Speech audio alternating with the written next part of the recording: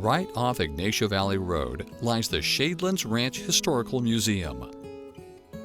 The museum showcases many of the historical artifacts of Walnut Creek and serves as the foundation for the Walnut Creek Historical Society. Founded in 1967 by members of the Walnut Creek Women's Club, the Walnut Creek Historical Society has developed into a vital organization that engages with the community and city government to carry out its mission to preserve and interpret local history.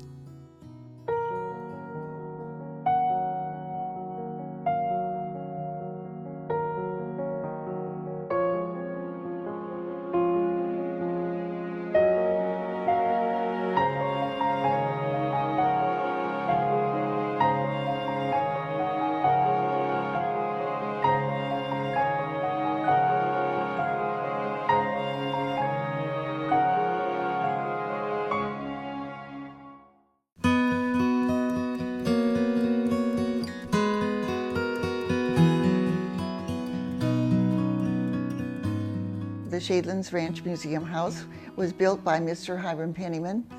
Mr. Penniman came to this area in 1853 and squatted on the land for a number of years.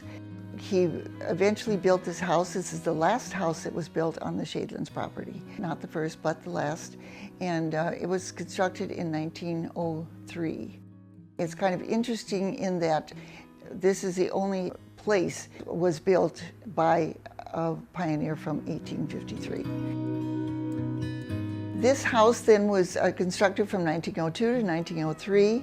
It was really built as a residence for his daughter, Mary Penniman, who, of all the Penniman children, was the one who became the ranch manager and was her father's business assistant. The others had other places to go and things to do. At the time that the construction on this house was begun, Hiram Penniman was 78 years old, and he realized that he would not, of course, be around forever, and so he really wanted to have a very nice place for his wife and daughter to live.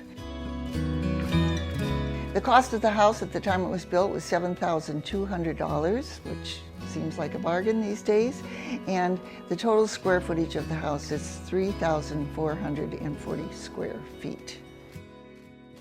Hiram Penniman, his wife Carrie Penniman, and daughter Mary moved into the house in April 1903. Hiram died in 1907, and daughter Mary died in 1909. Hiram's youngest daughter, Bessie, married Albert Johnson in November of 1896 at the family home in Oakland, California. And Bessie and Albert would be jet setters if they were alive today. After Carrie died, Bessie Penniman was the sole owner of the ranch. And she was assisted by her husband, Albert Johnson, who got very, very interested in the ranch itself, the kinds of crops that were to be planted, and the business end of the whole ranch. In 1921, he hired a family, Mr. Edwin Moyer, his wife, and they had 2 young children, and they moved in 1921. The house was then wired for electricity late 1921 or early 1922, and the Moyer family then managed the ranch from that date, from 1921 until 1949. Albert was quite instrumental in getting the walnut trees planted, because most of the walnut trees were planted after World War I. In 1943, Bessie was killed in an automobile accident. Soon after she died, Albert found out that he had cancer. And so he was, being a businessman, he was very able to manage his assets, and he formed in 1947 the Gospel Foundation, and we have the document signed by the judge saying that all of his worldly possessions would put into the Gospel Foundation. And he formed the Gospel Foundation with the idea that the income generated by the foundation, the monies that were realized from it, could be used to further the projects and the well-being of people less fortunate than himself. Unfortunately, it didn't turn out that way because the Gospel Foundation was spending more money than it was earning. And one of the assets of the foundation, of course, was the Shadelands Ranch. Because, so that is why by the 1960s and 70s, they had to begin to sell off the ranch property. In the meantime, after Albert died, the foundation and his estate was managed by Mary Lidicote. One of the first deals that she made, or first business deals that she made in this area, was regarding this very house.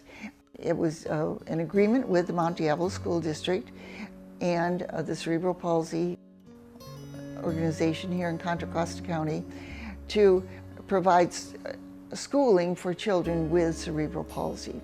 And so they rented the house for $1 a year. And of course the children were pretty severely handicapped and had braces on their legs and arms and so forth. So they could not go upstairs. So they, in order to make more space for the children, they enclosed the front porch by putting windows between the pillars of the front porch of this house. And the school actually opened in October of 1952, and it closed in August of 1956, because in those 4 years they went from a beginning student population of 5 to 27, in which, so obviously there was not enough space here for that many people. So the Mount Diablo School District built its own school, which is they named Shadeland School, and it's still open today. It's located near the district office out in Concord.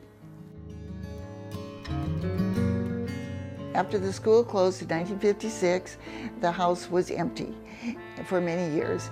And then in the 1960s, because of financial reasons, they started to realize that they were going to have to sell off the ranch property, and which they did in a very systematic manner.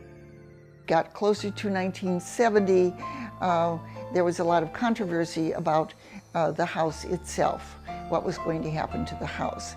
And so in 1967, the Women's Club of Walnut Creek, under their president, Mrs. Melvin Jory, formed the Walnut Creek Historical Society. And the idea being that they wanted to preserve this house, all of the people to come in the future years. And they were successful in doing that. October 2nd, 1972, legislation was introduced that the city of Walnut Creek would accept the donation from the Gospel Foundation, the donation being this house and 1.5 acres. Interesting time, and I remember there was a lot of talk in the newspaper about, you know, moving the house, tearing it down. Thank goodness didn't do any of those things. And then even after it was opened as a museum, it was suggested that the house be moved to Heather Farm Park. And they felt that it was a better location, that more people would see it there and so forth and so on. But the Historical Society persevered in maintaining the house at its original site, which turned out to be a very good thing, because then by 1985 we were able to be placed on the National Registry of Historic Places. And had the house been moved even 6 inches, that designation would not have happened.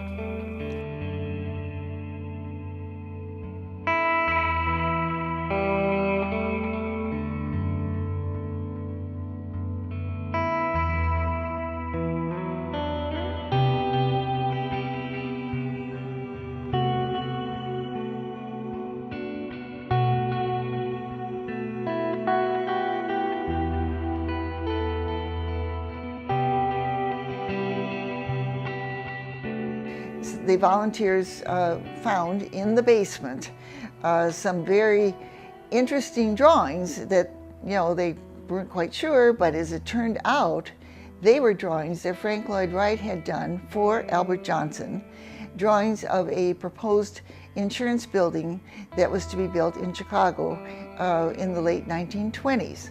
But because of the Depression, the building was never built. Had them appraised and found that they were worth well over $200,000. So eventually they were taken to New York City and auctioned off, and it realized $244,000 for these drawings. And out of that, the Walnut Creek Historical Society realized $224,000. So immediately this was, money was tagged the Frank Lloyd Wright Fund. It was kept in a separate bank account, and this allowed, in cooperation with the city, this allowed for the restoration of the Shadelands house so that it would look as it did when it was first built in 1903.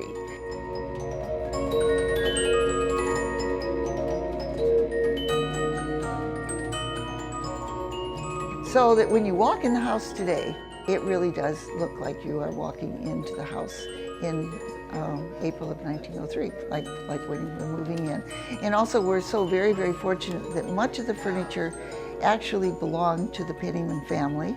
So it's not it's of the era, but it's also of the family.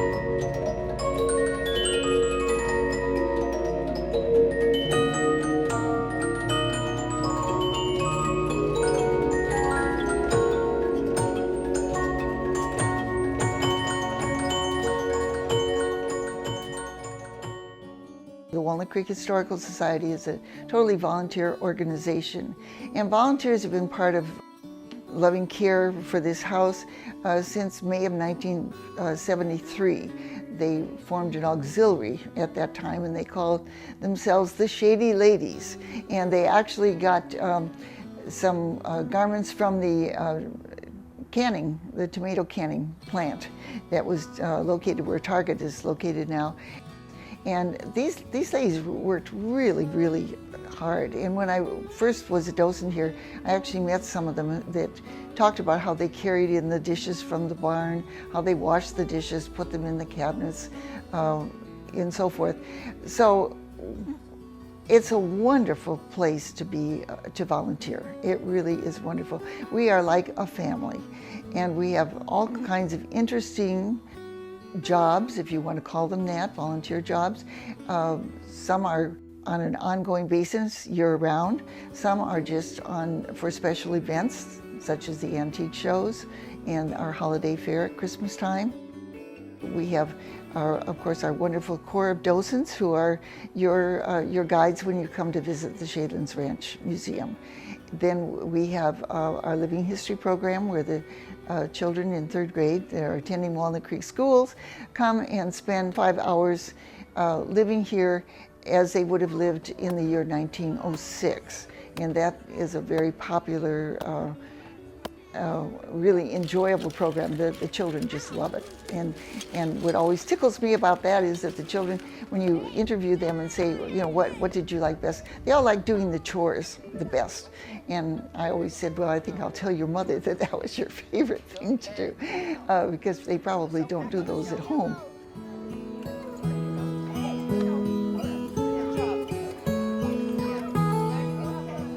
Then we have our walking tour docents that are conducting the tours for the third grade students attending Walnut Creek schools, and beginning this fall we'll be offering them to adult groups as well as the children. Of course, in order to stay open, every organization needs funding, and some goodly proportion of our yearly funding comes from events such as weddings. We have a beautiful backyard, so to speak, with a lovely gazebo, beautiful flower garden, and of course the house is a backdrop for the weddings.